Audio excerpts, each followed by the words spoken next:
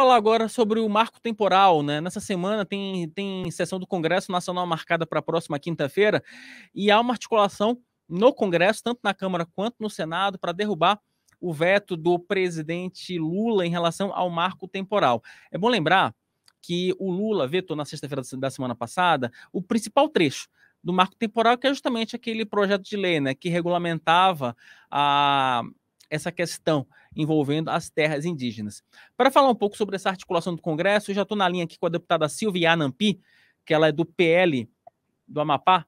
Tudo bom, deputada? Boa tarde para você. A senhora me ouve bem? Te escuto bem.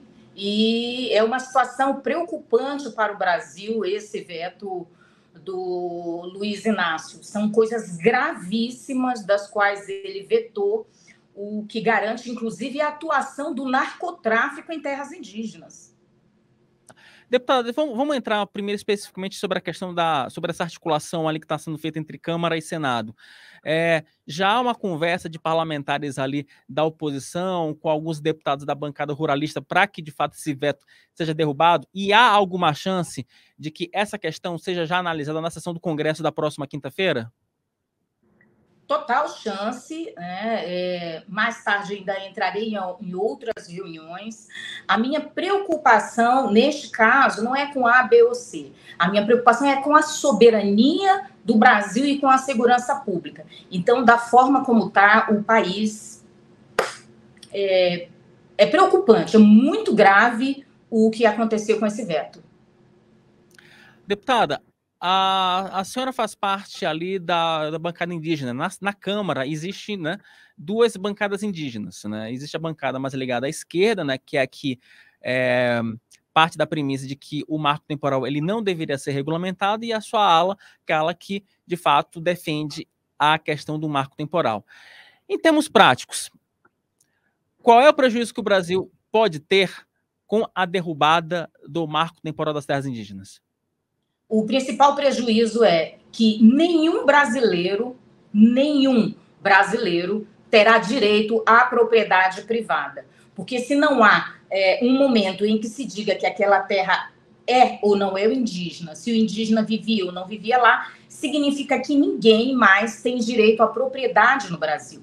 Então, a questão do marco temporal significa que, a partir daquele momento, todas as terras habitadas pelos indígenas seriam dos indígenas. Então, agora, quando o marco temporal não existe, significa que, mesmo que você tenha o título da terra e a propriedade da terra, se um grupo de indígenas autodeclarados ou já constituídos declararem que aquela terra pertenceu a algum antepassado em 1500, 1700, o brasileiro não tem mais direito à propriedade. Ele vai perder a terra.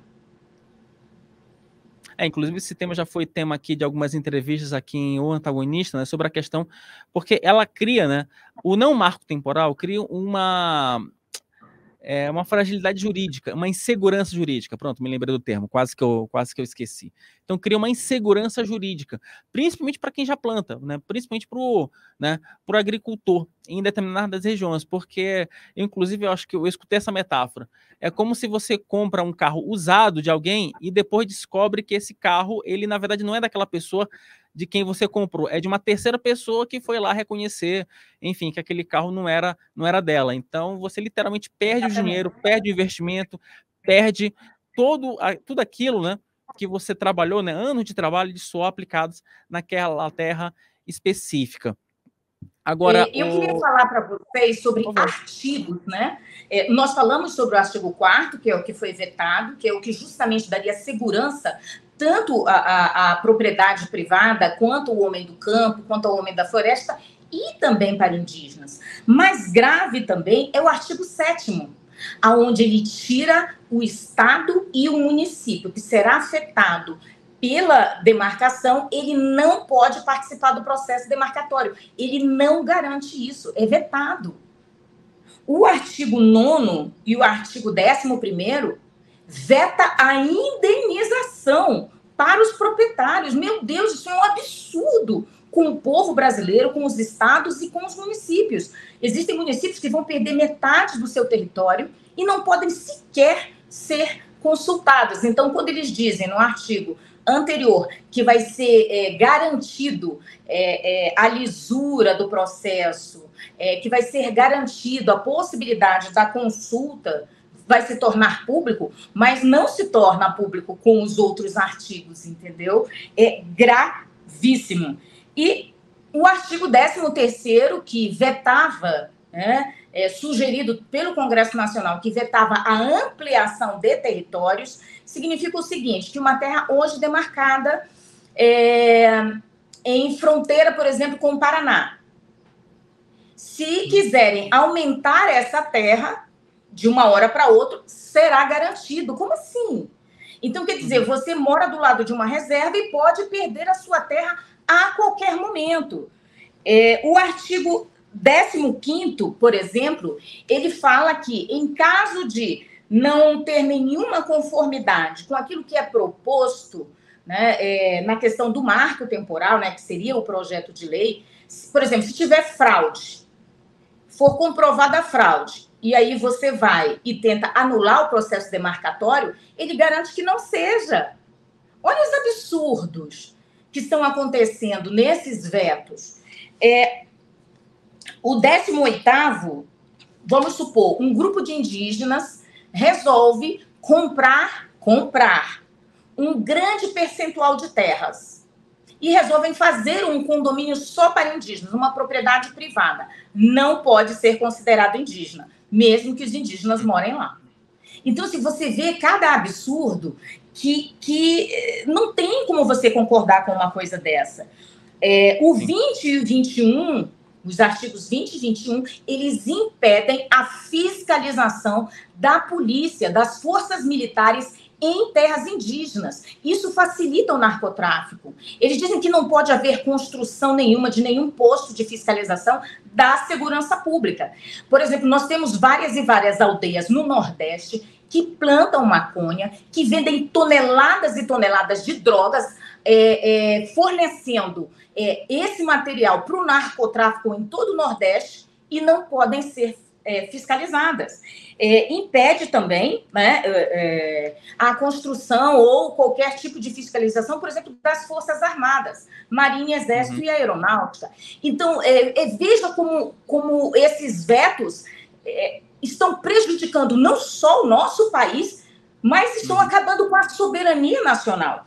E o que me chama a atenção, por exemplo, é que o artigo 22 proíbe a construção, por meio do poder público, de escolas, estradas, postos de saúde para a população indígena. Então, quem é que vai construir? O indígena mesmo? Então, vamos supor, eu quero abrir uma estrada para facilitar o acesso àquela aldeia, para eu poder levar saúde. Eu homologuei pistas de pouso em 2019, para poder aterrissar com helicóptero e avião, para poder levar equipe de saúde e remover pacientes indígenas.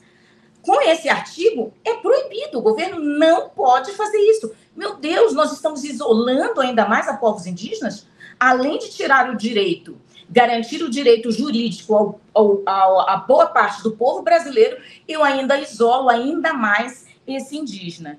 E me chama a atenção também o artigo 25º, que diz que não pode ser cobrado absolutamente nada ou qualquer benefício ou troca para a aldeia, para aquele povo indígena, no caso de construção de qualquer elemento público. Por exemplo, eu vou passar com uma torre de transmissão em terras indígenas, o indígena não pode ser indenizado. Então, acabam as compensações. Indígenas, por exemplo, que estão agora, que recebem indenização por algum impacto ambiental próximo à terra deles, não podem receber. Então, eu condenei esse povo à miséria. Entendi. É gravíssimo. E, assim, o veto do Congresso Nacional a isso tudo que o Luiz Inácio Lula da Silva fez é uma questão de soberania nacional. É a proteção do nosso país. Tá certo.